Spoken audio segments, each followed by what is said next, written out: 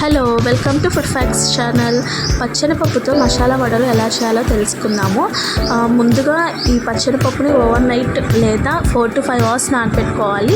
నానబెట్టుకున్న వాటిని మనం గ్రైండ్ చేసుకోవాలి పిండిలాగా.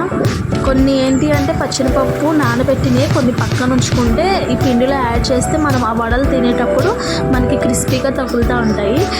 మనం మిక్సీ పట్టిన ఈ పిండిలో కరివేపాకు, నేను తోటకూర ఉంటే అది కొంచెం యాడ్ చేశాను. తోటకూర, ఉల్లిపాయ, పచ్చిమిరకాయ, జీలకర్ర, సాల్ట్ వేసి కలుపుకోవాలి. మీకు సాల్ట్ టేస్ట్కి తగ్గట్టు అడ్జస్ట్ చేసుకోండి. తర్వాత ఆయిల్ హీట్ అయిన తర్వాత మనం కలుపుకున్న ఈ పిండిని వడల లెక్క కొంచెం లావుగా చేయాలి.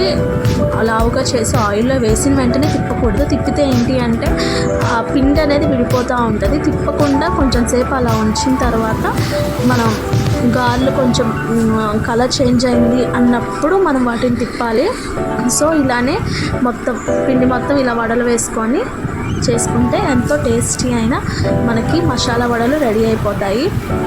నా దగ్గర కొత్తిమీరను పుదీనా లేదు కాబట్టి నేను అవి వేయలేదు. అవి కూడా వేసుకోండి, టేస్ట్ ఇంకా చాలా బాగుంటుంది. సో దీంట్లోకి నేను ఏంటి అంటే పల్లి చట్నీ చేశాను.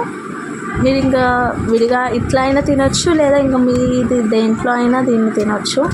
సో ఎంతో టేస్టీ అయిన పచ్చనిపప్పు వడలు రెడీ అయిపోయాయి.